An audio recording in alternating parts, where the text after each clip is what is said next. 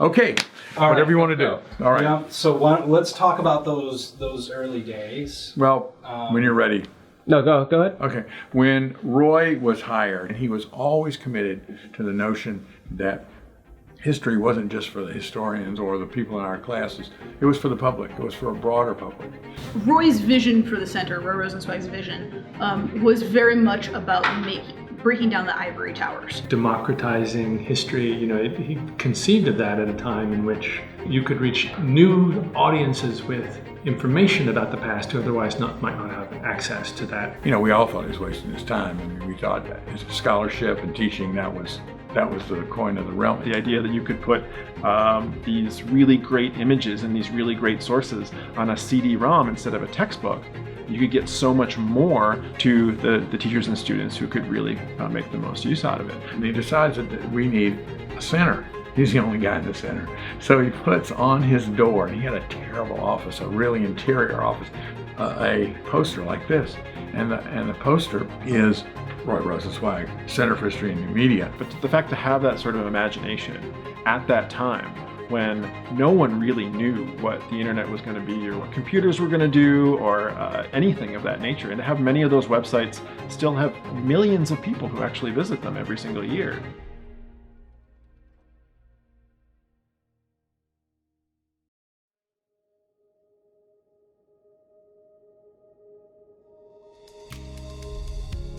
One of the most important defining moments for the center was September 11th, 2001, when we decided to create a collecting history site around the tragedies of that day. The September 11th Digital Archive has, over 150,000 digital objects in it, and was the Library of Congress's firstborn digital acquisition. And so that was a really important moment for us.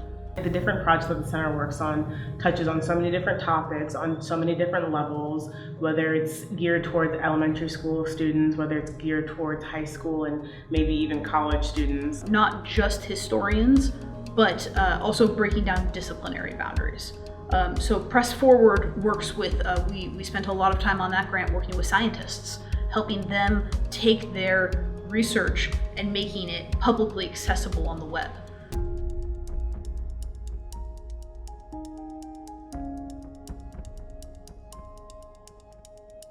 Sadly, the second defining moment for the center was when Roy died. And of course we all couldn't believe it and we missed him terribly, but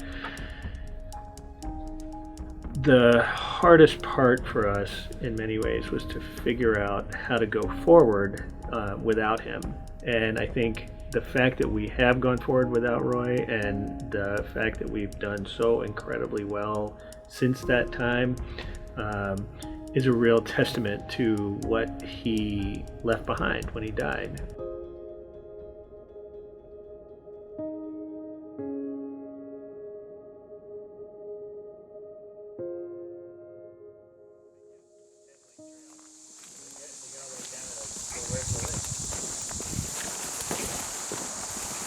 This is the Manassas Gap Shelter. It's one of the oldest shelters on the Appalachian Trail. It was built in 1933 by the Civilian Conservation Corps.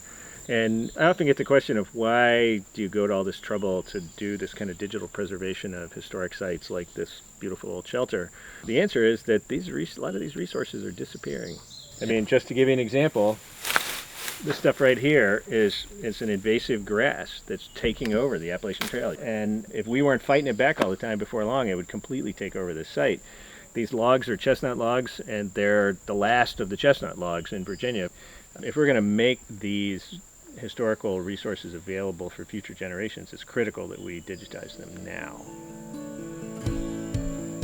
Each continuing project that I worked on, that I started on, that I assisted with, was like, it re-emphasized that, yeah, we're doing stuff.